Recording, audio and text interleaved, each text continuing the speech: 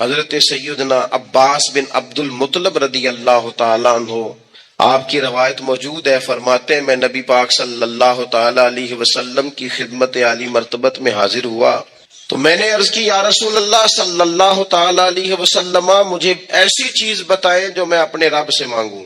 چیز مانگنی ہوتی ہے نا، بعض اوقات موقع ملتا ہے تو کئی دفعہ انسان امتحان میں آ جاتا ہے، کیا مجھے موقع مل گیا ہے، مجھے کہا گیا کچھ مانگ لو تو بھلا میں کیا مانگوں۔ حضرت عباس بن عبد المطلب رضی اللہ تعالیٰ عنہ نبی پاک علیہ السلام کے پیارے چچا جان ہیں، عرض گزار ہیں، یا رسول اللہ صلی اللہ علیہ وسلم مجھے بتائیے میں اپنے رب سے مانگوں تو کیا مانگوں؟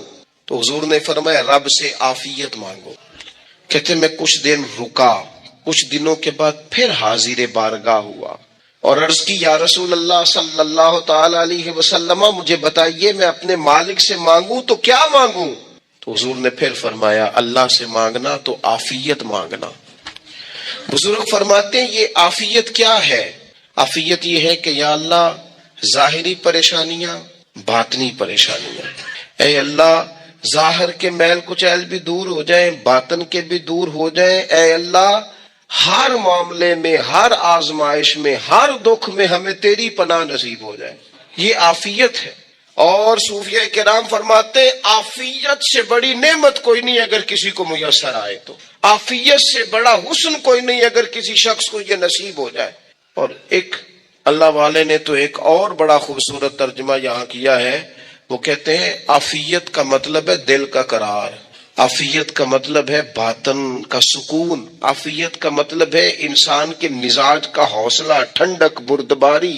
جس بندے کو عافیت نصیب ہو جاتی ہے گویا اللہ اسے سکون کی دولت عطا فرما دیتا ہے، تھوڑے پیسوں میں بھی سکون، بغیر شہرت کے بھی سکون، کوئی بات مان لے تب بھی سکون، کوئی دھتکار دے پھر بھی سکون، لوگوں کی گڈ بک میں ہو پھر بھی سکون، اور اگر لوگ سارے مخالفت میں آ جائیں تو چونکہ اللہ نے عافیت دی ہے پھر بھی سکون۔ اللہ تعالیٰ نے ان لوگوں کو قرار کی دولت، اللہ سے عافیت مانگی جائے، اس میں دنیا کی بھی بھلائی شامل ہے، آخرت کی بھی بھلائی شامل ہے۔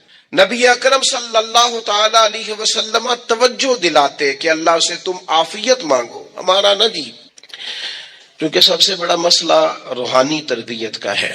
ہمارے ہاں باتیں ڈھیر سارے لوگوں کو آتی ہیں اور بہت زیادہ آتی ہیں، منصوبہ بندی کرنا، پلاننگ کرنا، اپنے معاملات کو خود سے کیسے لے کے چلنا ہے، کیسے ٹھیک کرنا ہے، اپنے حق میں دنیا کو کس طرح قائل کرنا ہے، یہ ڈھیر سارے لوگوں کو آتا ہے، اور اپنے حق میں دلائل کس طرح قائم کرنے ہیں، اس میں بہت سارے لوگ خود کفیل ہوتے ہیں، انہیں کسی سے مشاورت کی بھی ضرورت نہیں ہوتی۔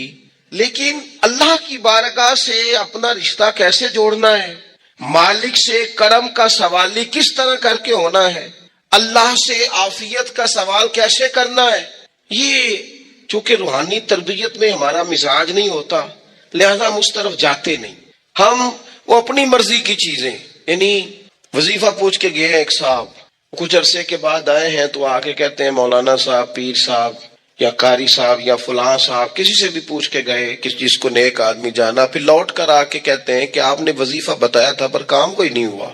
تو میں تو صاف کہتا ہوں اور کھلے دل سے کہتا ہوں کہ بھئی وظیفہ آپ کو بتایا تھا کہ اللہ کی رحمت متوجہ ہوگی، خدا کی رحمت کو آواز دینے کے لیے وظیفہ دیا تھا، کوئی بھی وظیفہ رب کو مجبور تو نہیں نہ کر سکتا معاذ۔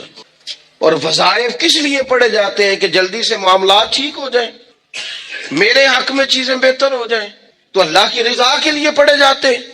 تو وظائف کو، عبادات کو، نوافل کو، تلاوت کو، درود پاک کو تو رضا الہی کا ذریعہ بنانا چاہیے، لیکن ہم چونکہ ایک پورا الجھاؤ رکھتے ہیں اپنی دنیا داری کے معاملات سیدھے کرنے، ایک پورا خیر رکھتے ہیں، وہ لوگ ملتے رہتے ہیں مختلف بزرگوں کی نسبت کے تعلق سے، تو بعض جگہوں پہ بعض لوگ بڑے تیز ہوتے ہیں، یعنی ان سے آپ کی ملاقات ہوتی ہے تو بندے کو محسوس ہوتا ہے کہ یار اسے تو پہلے ہی ساری باتوں کا پتہ ہے، اور کئی دفعہ ان سے ملنے کے بعد احساس ہوتا ہے کہ یار اس سے تو تھوڑا سیکھ ہی لیتے تو بہتر تھا، یہ تو بات بڑی آگے نکل گئی، سارا پتہ ہوتا ہے، باشعور ہوتے ہیں، لیکن ڈر آتا ہے اللہ سے۔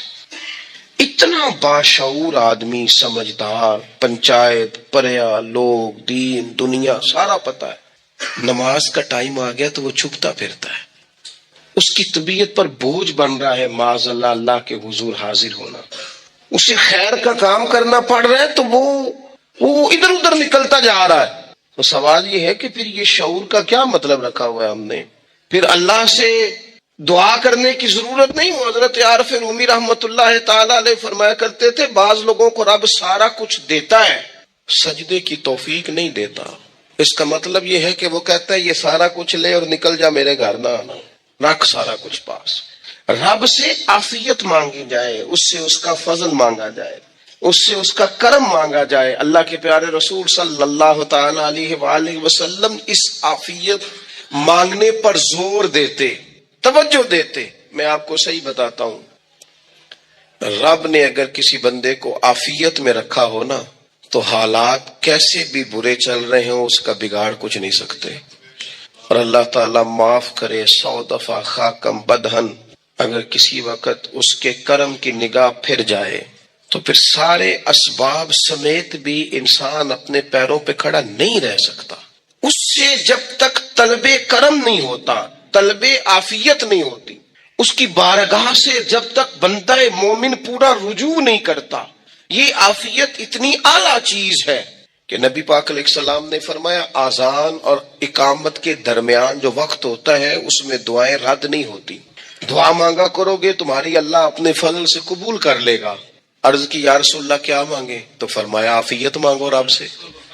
حضرت انس بن مالک حدیث کے راوی ہے رضی اللہ تعالیٰ عنہ، یہاں بھی فرمایا یہ عین قبولیت کا ٹائم ہے، اب اللہ سے عافیت مانگ لو، اس کی پناہ. ہم دعاؤں میں بھی محدود ہو جاتے ہیں. رب دا طالب کوئی نہ ملیا، جو ملیا طالب زاردہ ہو. دعاؤں میں بھی حد بندی. بعض اوقات بچے بھی تربیت کرتے ہیں نا. ایک مولانا ہے، ان کا خیال ہے کہ انہوں نے مجھ سے کچھ پڑھا ہے تو کبھی کبھی استاد جی کہہ دیتے ہیں. بہت پرانی بات ہے، انہوں نے مجھے فون کیا کہ اگر آپ کبھی تشریف لائیں تو میں نے کہا پتر دعا مانگ اللہ کو چھوٹی جی گڈی دے وے. تو اس بچے نے میری بڑی تربیت کی، کہنے لگا استاد جی اللہ کو لو منگنی یہ تو بڑی ساری منگو. آپ نے محدود کیوں کیا کہ بھئی یہ چھوٹی سی اللہ گاڑی کیوں اللہ چھوٹی دے، رب دے تو بڑی دے اور رحمت سے دے، اللہ سے مانگنی ہے نا جی. ہم تربیت نہیں لیتے. میں نے اس کا شکریہ ادا کیا، میں نے کہا بیٹے تو نے بڑی سونی بات کی، اللہ تجھے اس کا اجر عطا کرے، اللہ تجھے برکات عطا کرے. اگر آپ نے سیکھنا ہے تو پھر آپ سیکھ لیں گے، اور اگر نہیں سیکھنا تو پھر یہی کہنا ہے ساری عمر لنگ گئی بندہ کو نہیں ملیا. چونکہ مزاج نہیں ہے نا سیکھنے کا، اس لیے پھر ملا ہی کوئی نہیں. پھر ساری زندگی کو میسر ہی نہیں آیا، کسی نے نصیحت ہی نہیں کی، کوئی آنکھوں کو بھایا ہی نہیں. خود ہی بڑے سیانے تھے، خود ہی بہت بڑے تھے، اپنا قد ہی بڑا اونچا تھا، سب ٹھگنے چھوٹے اور کمزور اور بونے نظر آئے. عزیز بھائی، جب عافیت، ایک بزرگ تھے ہر وقت اللہ سے عافیت مانگتے تھے، ہر وقت اللہ سے عافیت مانگتے تھے، ہر وقت عافیت مانگتے تھے. لوگوں نے پوچھا، لوگ ان کو صالح جانتے تھے، نیک سمجھتے تھے کہ حضور آپ اور کوئی دعا مانگتے نہیں، عافیت ہی مانگتے ہیں. فرمانے لگے میں مانگا کرتا تھا شروع میں، بعد میں خیال آیا ہے اور بھی دعائیں مانگا کرتا تھا، یہ احساس بعد میں نصیب ہوا. فرماتے میں مزدوری کرتا تھا، مال برداری کرتا تھا، ایک جگہ پہ ڈیوٹی کر رہا تھا تو تھک گیا، اور وہ جو کام لینے والے لوگ تھے ان کا رویہ بھی بڑا ترش تھا، تکلیف ہوئی.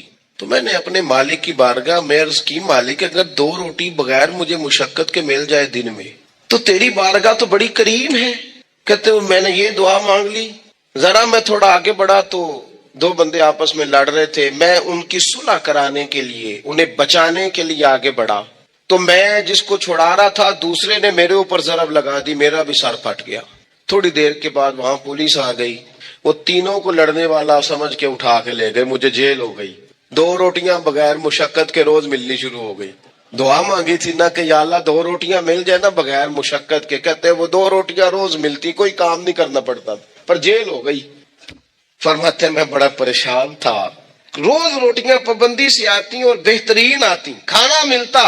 پھر کچھ عرصے کے بعد میں نے سوچا کہ یار یہ دعا تو قبول ہو گئی نا تیری، اب تو اگر اس پر کوئی الگ بات کرے گا تو وہ تو غلط کرے گا. کہتے پھر خود ہی میرے دل میں اللہ نے بات ڈالی اور میں نے عرض کی مالک 2 روٹیاں نہیں، مجھے تو عافیت چاہیے، مجھے تو عافیت دے، میرے اوپر تو کرم فرما، تو نظر رحمت کر.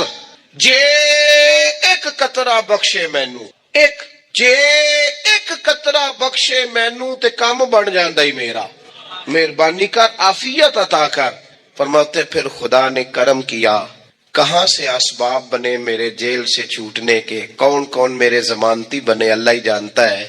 فرماتے ہیں دروازے بھی کھل گئے، رزق بھی ملتا ہے، صحت بھی میسر ہے، سجدہ بھی کر لیتا ہوں، سویرے تلاوت بھی کرتا ہوں، شام کو مدینے والے کی بارگاہ میں رج کے درود و سلام بھی عرض کرتا ہوں، میں ممکن ہوتا ہے تو کسی غریب کی داد رسی بھی کرتا ہوں۔ اب سمجھ آئی ہے ربنا آتنا فی الدنیا حسنۃ وفی الآخرۃ حسنۃ وقنا عذاب النار۔ اب سمجھ آئی ہے رب سے جب بھی مانگنا ہے عافیت ہی مانگنی ہے، اس سے کرم مانگ۔ ہم نے محدود دعائیں رکھی ہوئی ہیں، محدود، وہ جی فلانا کام میرا ہو جائے تو بھئی وہ ایک ہو گیا، اس کے بعد پھر نئی ٹینشن بن جائے گی، نہیں میں جی بچوں کی شادی کر لوں جی پھر میں فارغ ہوں۔ آپ شادی کر کے دیکھیں، لاگو پتہ جائے گا کیسے فارغ ہوتے ہیں۔ آپ یہاں رکتے کیوں ہیں؟ آپ خدا سے عافیت کیوں نہیں طلب کرتے؟ اس کی بارگاہ سے وہ کیوں نہیں مانگتے کہ جو ایک قطرہ ملے تو دنیا اور آخرت کے سارے کام ہو جائے؟ اس سے اس کی رحمت کا سوال کرے، اس سے اس کے کرم کا سوال کرے۔ اللہ کی بارگاہ میں بھی حاضر ہونا اور جچی تلی اور جناب ناپ تول کر اور محدود چیزوں کا سوال کرنا، مالک سے مانگے، اور وہ جب دیتا ہے تو دیتا بھی بے حساب ہی ہے۔ وہ جب عطا کرتا ہے تو کرم کے دروازے کھول کے عطا کرتا ہے، ورنہ تو ایک الجھن سے انسان نکلتا ہے دوسری میں الجھ جاتا ہے، ایک گتھی کو سلجھاتا ہے۔ پھر اقبال رو پڑے تھے، کہنے لگے میں عقل کی گتھیاں سلجھا چکا ہوں، یا رب مجھے صاحب جنوں کر دے۔ اللہ یہ بڑا میں نے ہیر پھیر دیکھ لیا، مجھے دیوانہ بنا، اب مجھے جنون ہو، اب میں کسی کے لیے رویا کروں، اب میں کسی کی یاد میں تڑپا کروں، اب میں رات کسی کے لیے میری آنکھیں بیدار رہیں۔ یہ بڑی ہو گئی دنیا داری، عقل کی گتھی حالانکہ نہیں سلجھتی، پر اقبال کہتے ہیں عقل کی گتھیاں سلجھا چکا ہوں، یا رب مجھے صاحب جنوں کر دے۔ اور پھر کہنے لگے بجھی عشق کی آگ اندھیر ہے، اب یہ مسلمان نہیں، یہ خاک کا ڈھیر ہے۔ کعبۃ اللہ میں جا کر بھی، بیت اللہ شریف کا طواف کر کے بھی، حجر اسود کے بوسے کے بعد بھی، مقام ابراہیم پر نفل پڑھنے کے بعد بھی، حتیٰ کہ نبی اکرم صلی اللہ علیہ وسلم کی بارگاہ عالی مرتبت کی حاضری کے دوران بھی اللہ ماشاءاللہ لوگ دنیا ہی مانگتے رہتے، میرا فلانا کام ہو جائے، میرے بچوں کے معاملات سنور جائیں، فلاں کا مستقبل بہتر ہو جائے۔ دنیا کی خیر اللہ سے مانگنا برا نہیں، لیکن صرف دنیا ہی مانگنا اور اپنی آخرت کو فراموش کر دینا۔ اللہ فرماتے ہیں وَالْآخِرَةُ خَيْرٌ وَأَبْقَىٰ، آخرت تمہارے لیے بہتر بھی ہے اور ہمیشہ باقی رہنے والی بھی۔ قرآن مجید نے سورہ بقرہ کے اندر قریش مکہ کی اس عادت کا ذکر کیا ہے، فرمایا جب وہ حج کرتے تو ان کا طریقہ یہ تھا کہ وَمِنَ النَّاسِ مَن يَقُولُ رَبَّنَا آتِنَا فِي الدُّنْيَا، ان میں سے کچھ لوگ یہ کہا کرتے تھے کہ یا اللہ ہمیں دنیا عطا کر دے، ہمیں دنیا دے دے۔ رب فرماتا ہے وَمَا لَهُ فِي الْآخِرَةِ مِنْ خَلَاقٍ، ان لوگوں کا آخرت میں کوئی حصہ نہیں، مانگی بھی ہے تو صرف دنیا، حج کر کے بھی دنیا، اللہ کے گھر جا کے بھی دنیا، شیخ کا بیعت ہو کے بھی دنیا، دینی محفل سے مراد بھی یہ، دینی اجتماعات کر کے بھی، دینی مدارس قائم کر کے بھی، خانقاہ کا مسجد کا ماحول بنا کے بھی، اس سے بھی مطالبہ فقط دنیا کا۔ ان کفار کی اس عادت کو ذکر کر کے ہمیں سمجھایا گیا کہ جو فقط دنیا مانگتا ہے اس کا آخرت میں کوئی حصہ، اور فرمایا کچھ لوگ ایسے ہیں وَمِنْهُمْ مَنْ يَقُولُ رَبَّنَا آتِنَا فِي الدُّنْيَا حَسَنَةً، اچھا انہوں نے دنیا بھی مانگی تو صرف دنیا مانگی، حسنہ نہیں مانگی۔ اور یہاں فرمایا کچھ لوگ ایسے ہیں جو رب سے کہتے ہیں یا اللہ ہمیں دنیا میں بھی بھلائی عطا فرما، دنیا بھی دے تو حسنہ دینا، وہ دنیا دینا جو ہمارے دین کو تقویت دے، وہ دنیا دینا جو ہمارے اعمال حسنہ کو مضبوط کرے، دینی معاملات کو تقویت دے، دنیا بھی وہی عطا فرما۔ اور ساتھ کہتے ہیں وَفِي الْآخِرَةِ حَسَنَةً، یا اللہ ہمیں آخرت میں بھی بھلائی ہی عطا فرما، وَقِنَا عَذَابَ النَّارِ، اور ہمیں دوزخ کے عذاب سے بچا، اولئک لہم نصیب مما کسبوا، فرمایا ایسوں کو ان کی کمائی ہی ملے گی، جو انہوں نے کیا ہے وہ خوش نصیبی انہیں ضرور میسر آئے گی، کیونکہ دنیا بھی مانگ رہے ہیں، آخرت بھی مانگ رہے ہیں۔ ہمیشہ کوئی بھی کام کریں کسی قسم کا بھی، اس میں یہ دیکھیں کہ کیا اس میں میرے لیے کوئی ذخیرہ آخرت بنے گا، کیا یہ کام میری قبر میں، حشر میں، قیامت میں میرے لیے کوئی فائدہ مند ہوگا۔ میں بڑے درد سے عرض کرتا ہوں، بعض لوگ دینی کام کرتے ہیں اور ان سے جب سوالات کیے جاتے ہیں تو وہ بعضوں کا تکلیف دہ معاملہ ہو جاتا ہے کہ اس دینی کام کے پیچھے بھی وہ والا خلوص نہیں جو ایک مسلمان کا رب اور رسول کے ساتھ ہونا چاہیے، اس دینی کام کے پیچھے بھی کچھ دنیاوی مقاصد موجود ہیں۔ تو اگر بڑی پگڑی اور بڑے جبے کے پیچھے بھی ایک دنیا دار چھپا ہوا ہو، لوگوں کو تو دھوکہ دیا جا سکتا ہے، رب اور رسول کو تو نہیں نہ دیا جا سکتا۔ وہاں تو دلوں کا خلوص ہی پہنچتا ہے، وہاں تو نیتوں کا حسن ہی پہنچتا ہے۔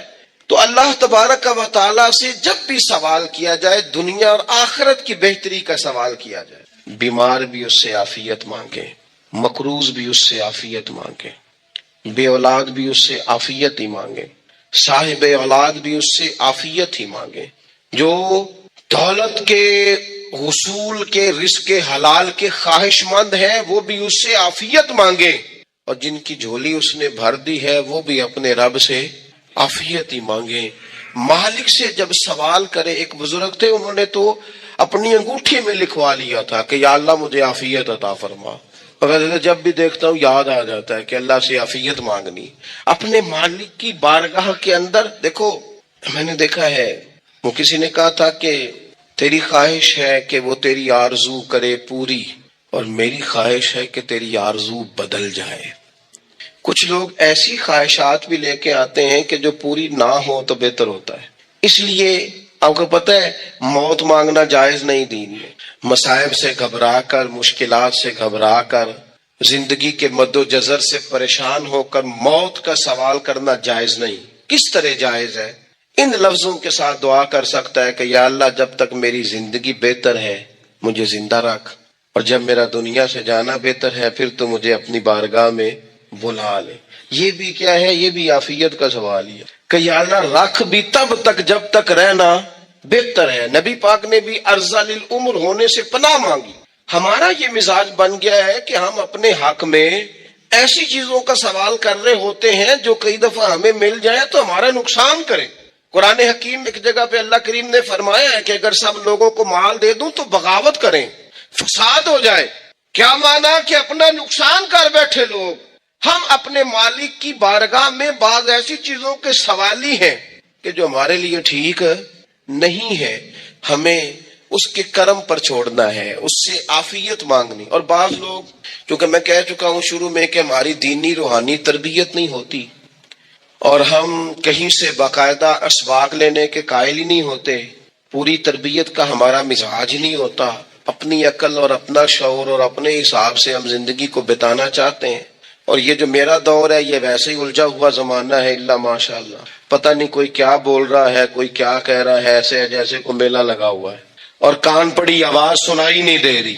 جس کی دکان پر کوئی گاہک نہیں وہ بھی کہہ رہا لائنیں بنا لو۔ ایسا الجھا ماحول ہے اور ایسی آزمائش ہے کہ لوگ بیچارے پریشان ہیں۔ دیکھیں جب تربیت کے ساتھ انسان آگے بڑھتا ہے نا، ہمارے پاس مقتدا ہے اللہ رسول کا کلام، ہمارا پیشوا ہے رب رسول کا فرمان۔ جب ہم کتاب و سنت کی روشنی میں آگے بڑھتے ہیں تو پھر ہمارے لیے منزل آسان بھی ہوتی ہے اور قریب بھی ہوتی، پھر ہمارے لیے آگے کی طرف سفر کرنا، آگے بڑھ جانا یہ آسان ہوتا ہے۔ آپ غور کریں جو لوگ دنیا میں کامیاب رہے، بھلا کس طرح کامیاب رہے؟ وہ اس طرح کامیاب رہے کہ انہوں نے نا اپنے رب سے عافیت مانگی، اللہ تعالیٰ نے خود بخود ان کے لیے رستے بنائے۔ آپ تاریخ پڑھیں گے بعض لوگوں کی تو لگ نہیں رہا تھا کہ وہ اتنی کامیابی حاصل کریں گے۔ دیکھ لیں آپ، حضرت غوث اعظم جیلانی رضی اللہ تعالیٰ عنہ بغداد شریف تشریف لاتے ہیں تو ان کی کیفیت یہ ہے کہ پتے کھا کے گزارا کرنا پڑتا ہے، یعنی پیچھے کوئی ایسا بیک گراؤنڈ کسی کا بنایا ہوا ادارہ، کوئی بڑی خانقاہ، کوئی بڑے لمبے چوڑے والد صاحب کے مریدین، کوئی بڑا لمبا سلسلہ نہیں مل رہا۔ ان کو بظاہر پتے کھا کے گزارا کرنا پڑتا ہے، لیکن چونکہ وہ نکلے ہیں اللہ کی مدد کے ساتھ، انہیں اللہ نے تائید دی ہے، فضل فرمایا ہے، تو نتیجہ یہ نکلا ہے کہ 70 ہزار بندہ ایک ایک وقت میں تربیت لینے کے لیے ان کے سامنے موجود ہے۔ یہ اللہ نے اسباب بنائے ہیں، کیونکہ جب رب عافیت عطا کرتا ہے تو پھر اللہ اسباب بھی پیدا فرماتا ہے۔ ہمارا ذہن تو تھک جاتا ہے سیاست کرتے کرتے. ہم تو جناب پوری ترتیب سے ہمیں سلیقہ آتا ہے کس طرح کر کے کس بندے کو کیسے قائل کرنا. پورے طور پر ہم وہ ساری زندگی سیاست کرتے رہتے ہیں. وہ خاندانوں میں بھی چلتی ہے، گلی محلے میں بھی چلتی ہے، دوستوں میں بھی چلتی ہے، اور بعد میں پتہ چلتا ہے کہ یہ پتے کھیل کون رہا تھا. اصل میں صلح کرانے والا تھا کہ لڑائی کرانے والا تھا. یہ سب کا خیر خواہ تھا، یہ سب کی ذہن کے اندر فطور کی آمیزش ہی اس شخص کی وجہ سے تھی. ہم چونکہ وہ خاص عافیت اللہ سے نہیں مانگتے، ہماری مخصوص سیاست ہوتی ہے سبھی کو راضی رکھو. اس کا نتیجہ یہ نکلتا ہے کہ ایک ٹائم آتا ہے کوئی بھی راضی نہیں رہتا. ہم اگر اپنے مالک کی طرف رجحان کریں اور اللہ نے جو ہمیں شعور دیا ہے اس شعور کو لے کر اللہ کی بارگاہ کی طرف بڑھیں. آپ یقین کریں اعلیٰ حضرت بریلوی رحمت اللہ علیہ کی کتابیں ہیں، ایک ایک کتاب پر پی ایچ ڈی ہو رہی ہے، اور انہوں نے 150 سال پہلے بیٹھ کر جو کچھ لکھا تھا بین ہی لفظ بلفظ اس کی ضرورت آج محسوس ہو رہی ہے اور آنے والے وقت میں بڑھ رہی ہے. لیکن ان کے پاس کوئی ٹیم نہیں تھی، 50 لوگ نہیں تھے جو ان کے پاس بیٹھ کے لکھواتے، اپنا پریس نہیں تھا، ایسے لوگ نہیں تھے کہ جن کو پتا ہوتا کہ کتاب ہم کل چھاپیں گے اور اتنے فیصد یہ مارکیٹ میں نکل بھی جائے گی. ایسا کچھ نہیں تھا. کیا تھا؟ اللہ کی مدد ساتھ تھی، تائید ایزوی ساتھ تھی، اللہ نے اپنی عافیت میں رکھا تھا. وہ قرآن مجید کی آیت کا ترجمہ کرتے ہیں نا اعلیٰ حضرت، اہدنا الصراط المستقیم، یا اللہ ہمیں سیدھی راہ پہ چلا. بہت سارے مفسرین نے کہا اے اللہ ہمیں سیدھا راستہ دکھا. فرماتے اے اللہ ہمیں سیدھی راہ پر چلا. تو کسی نے کہا حضور یہ چلا اور دکھا میں کیا فرق ہے؟ فرمانے لگے دکھانے کا مطلب یہ ہوتا ہے کہ کسی نے پوچھا میں نے گجرانوالہ جانا ہے، تو دکھانا یہ ہے کہ اسے کہا یہاں سے باہر نکلو، روڈ پہ چڑھ جاؤ، سیدھے جاؤ گے، ایک پول آئے گا اسے کراس کرنا، نیچے اترنا، وہاں سے شہر شروع ہو جائے. پھر اس نے اگر کوئی اندرونی جگہ شہر کی پوچھ لی تو اس کو کہا کہ رائٹ ہو جانا، پھر لیفٹ ہو جانا، پھر آگے کسی سے مزید. یہ ہے راستہ دکھانا اور ایک ہے چلانا. اس نے کہا میں نے گجرانوالہ جانا ہے، تو اس نے کہا ساتھ بیٹھنا میری گاڑی پہ، جہاں تو نے جانا ہے میں چھوڑ کے آتا ہوں. یہ راستے پہ چلانا ہے، یہ مقام تفکر ہے. آپ اس پر غور فرمائیں گے. کہتے ہیں یا اللہ تو ہمیں راستہ دکھائے گا اور دکھاتا ہے، لیکن چاروں جانب شیطان بھی تو بیٹھا ہے نا، فتنے بھی تو ہے نا. تو اگر تیری رحمت ساتھ رہے، مانا کہ محبت کے سفر میں ہر گام پہ 100 مشکل ہے، لیکن یہ سفر آسان بھی ہے اگر ساتھ تمہارا ہو جائے. اگر تو ساتھ چلے تو پھر یہ سفر مشکل ہے. وہ ہارون رشید نا اپنے محل کی چھت پہ ٹہل رہا تھا، سب سے اوپر والے چوارے پر، نیچے سے حضرت بہلول دانا گزر رہے تھے، اوپر اس کے ساتھ سپاہی بھی تھے، گن مین بھی تھے. اس نے کہا یہ بابا تو ذرا اوپر اٹھاؤ. انہوں نے ایک ڈولی، ایک ٹوکری سمجھ لیں، اس کو رسیاں باندھ کے نیچے پھینکا. نیچے جو سپاہی تھے ان کو کہا کہ یہ بابا جی کو پکڑ کے اس میں بٹھاؤ. انہوں نے جبرن تھاما بابا جی کو، اس میں ڈالا، اوپر والوں نے کھینچ لیا. 2-3 منٹ لگے. ہارون رشید کے سامنے حضرت بہلول دانا پہنچ گئے تو تھوڑے ناراض بھی ہوئے کہ یہ کوئی طریقہ تو نہیں نا بلانے کا. ملاقات ہوئی تو کہا کیوں بلایا؟ کہنے لگا ایک مسئلہ پوچھنا تھا. فرمانے لگے بادشاہ ہے نا، تیرے مسئلے پوچھنے کا بھی اپنا ہی انداز ہے، پوچھ مسئلہ. کہنے لگا بابا پوچھنا تھا کہ آپ اللہ تک کیسے پہنچے؟ حضرت بہلول دانا چپ کر گئے. 2-4 منٹ کے بعد کہنے لگے جس طرح ابھی زمین سے تیرے تک نہیں پہنچا، بالکل اسی طرح ہی پہنچ گیا اور رب کریم کی بارگاہ تک. اور وہ بھی جو اس نے کرم فرمایا ہے، ورنہ میں تو نہیں سمجھتا کہ میں پہنچ گیا ہوں، وہ بھی اگر تیری خوش گمانی ہے.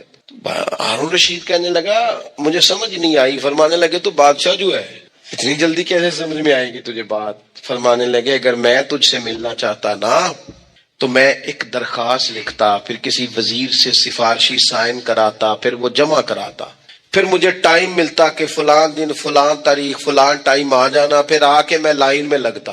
پھر بھی تو بادشاہ ہے، تیرا موڈ بنتا ملنے کا کہ نہ بنتا. جب میں چاہتا تو پتہ نہیں کتنا ٹائم لگ جاتا، جب تو نے چاہا ہے نا تو 1 منٹ بھی نہیں لگا. فرمانے لگے میں نے دعویٰ ہی نہیں کیا کہ میں جدوجہد کر کے پہنچوں گا، میں نے تو رب کی بارگاہ میں عاجزی کی ہے، پھر رب نے کرم فرمایا ہے، اسی نے مہربانی کی ہے. مانا کہ محبت کے سفر میں ہر گام پہ 100 مشکل ہے، لیکن یہ سفر آسان بھی ہے، گھر ساتھ تمہارا ہو جائے، اس کے کرم کا ساتھ رہا ہے، اس سے عافیت مانگی ہے، اپنے آپ کو اس کے سپرد کیا ہے تو اس نے کرم کر دیا۔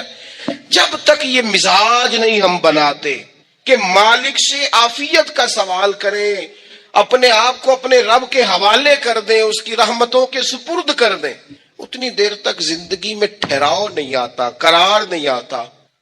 مشکات میں موجود ہے، اللہ کے پیارے رسول صلی اللہ تعالی علیہ وسلم تیمارداری کے لیے گئے تو صحابہ کرام فرماتے ہیں وہ بندہ نا اتنا پتلا نحیف اور لاغر ہو گیا تھا جس طرح چڑیا کا بچہ ہوتا ہے، کمزوری، بھوک اور پیاس سے مرنے لگے ہیں، محبوبہ بیٹیاں روتی ہیں، یا رسول اللہ مائیں ان کی چھاتیوں میں دودھ خشک ہو گیا ہے، بچے بلکتے ہیں۔ ابو سفیان کہتے ہیں میں دشمن تھا، سارے مکے کے لوگ دشمنی کرتے تھے، لیکن جب میں نے یہ لفظ کہے نا اچانک میری نظر اٹھی تو مصطفیٰ کریم کی تو آنکھیں آنسو برسا رہی۔ کہتے میری بات بھی مکمل نہ ہوئی، حضور نے پہلے رکا منگوایا، سمامہ کے نام فرمایا، پہلے تو انہیں غلہ اپنی مرضی سے دیتا تھا، اب تیرے نبی کا حکم ہے کہ پہلے سے بڑھ کر تو انہیں غلہ دینا ہے۔ اور پھر میرے مصطفیٰ نے ہاتھ اٹھائے۔ اور بھائی مشکل ہوتا ہے، مشکل ہوتا ہے، سگے بھائی کے لیے لوگ دعا نہیں کرتے، کہتے میرا شریکہ ہے، ساس بہو کے لیے بہو ساس کے لیے دعا نہیں مانگتی، کہتے اختلاف ہے، لوگ لوگوں کی زندگی نہیں مانگتے، بیماری میں شفا نہیں مانگتے۔ ابو سفیان کہتے ہیں آمنہ کے لال تیرے قربان جاؤں۔ حضور نے ہاتھ اٹھائے اور کہا اے اللہ مکے کی سنگلاخ پہاڑیوں پہ بارش برسا، اے اللہ کھیتیاں ہری کر دے، اے اللہ ماؤں کی چھاتیوں میں دودھ بھر دے، اللہ عورتوں کو تازگی دے دے، بچوں کو رانائی دے دے، پھلوں پھولوں کو تازگی دے دے۔ ابو سفیان کہتے پہلے حضور رو رہے تھے اور جب نبی پاک کی دعا دیکھی تو میں نے رونا شروع کر دیا، میں نے رونا شروع کر دیا۔ کہتے واپس آیا تو وہ احساس کہ یار یہ میں کس شخص سے مل کے آیا ہوں، یہ کس قسم کے آدمی سے مل کے آیا ہوں، یہ کیسا رنگ ہے، یہ کس قسم کا انداز ہے کہ جس کو میں پتھر مارتا رہا وہ میرے لیے دعائیں لے کے بیٹھا ہوا ہے، جس کو ساری زندگی ستایا ہے وہ میرے بچے کے لیے روتا ہے، میری بیٹی کے لیے اس کی آنکھ میں آنسو ہیں، وہ ہمارے لیے تڑپ رہے ہیں۔ میرے بھائیوں، ابو سفیان کہتے ہیں پھر دوسرا جلوہ میں نے تب دیکھا جب حضور مکے آئے، اور میں تو آخر تک لڑنے آیا تھا نا، حدیبیہ تک۔ کہتے ہیں جب رسول پاک مکے آئے اور حضور نے اعلان معافی کیا تو بنتا تو یہ تھا کہ مجھے سزا ملتی، لیکن میرے مصطفیٰ کریم نے فرمایا جو ابو سفیان کے گھر میں چلا جائے گا میں اسے معاف کر دوں گا۔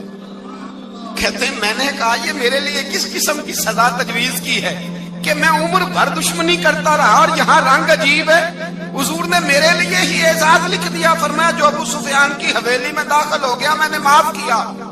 ابو سفیان کہتے ہیں پتہ نہیں کتنے پردے تھے جو اٹھ گئے، پتہ نہیں کتنی منزلیں تھیں جو طے ہو گئی، پتہ نہیں کتنے جلوے تھے جن کا نظارہ ہو گیا، اور میں نے غور سے چہرہ دیکھا تو میری آنکھوں سے پٹی اتر گئی اور مجھے عبداللہ کے یتیم بیٹے کے پیچھے محمد الرسول اللہ کے جلوے نظر آنے شروع ہو گئے۔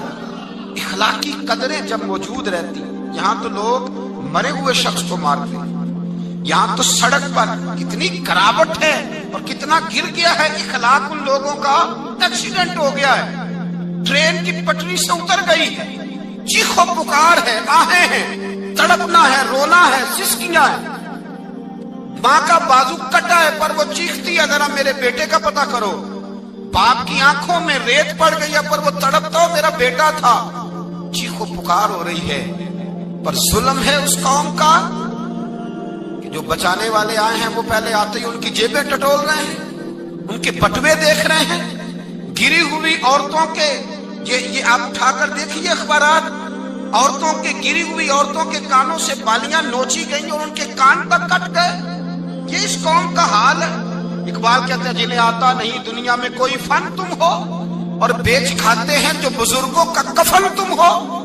تم وہ لوگ ہو جو کفنوں پہ سودے کرتے ہو، جو قبروں پہ سودے کرتے ہو۔ لوگ تجارتیں کرتے ہیں، اخلاقی پستی کا یہ عالم کہ لوگ قبروں پہ سجدے کرتے ہیں، بیٹے بیچ کے دہیز خریدتے ہیں۔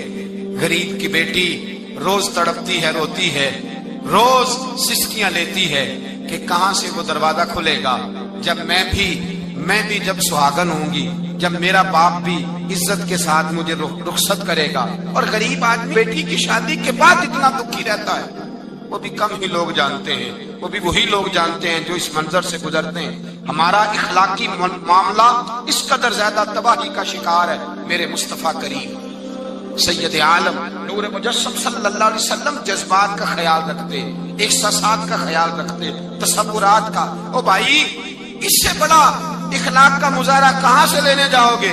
کہ آمنہ کے لال فرماتے ہیں میرا دل کرتا ہے نماز لمبی پڑھاؤں، نماز اللہ کی نماز، دل کرتا ہے لمبی نماز پڑھاؤں، میں لمبی لمبی سورتیں تلاوت کروں، میں کھل کے رب کریم کا قرآن پڑھوں، میں اللہ تبارک و تعالیٰ کے قرآن مجید کے ذائقوں میں کھو جاؤں۔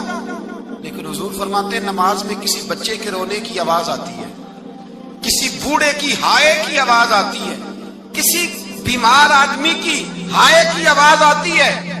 نبی پاک فرماتے ہیں میں اللہ کی نماز چھوٹی کر دیتا ہوں، اللہ کے بندوں کا خیال کرتا ہوں۔ میں رب کی نماز چھوٹی کر دیتا ہوں، رب کریم کے بندوں کا خیال کرتا ہوں۔ خدا کے بندے تو ہیں ہزاروں، بنوں میں پھرتے ہیں مارے مارے، میں اس کا بندہ بنوں گا جس کو خدا کے بندوں سے۔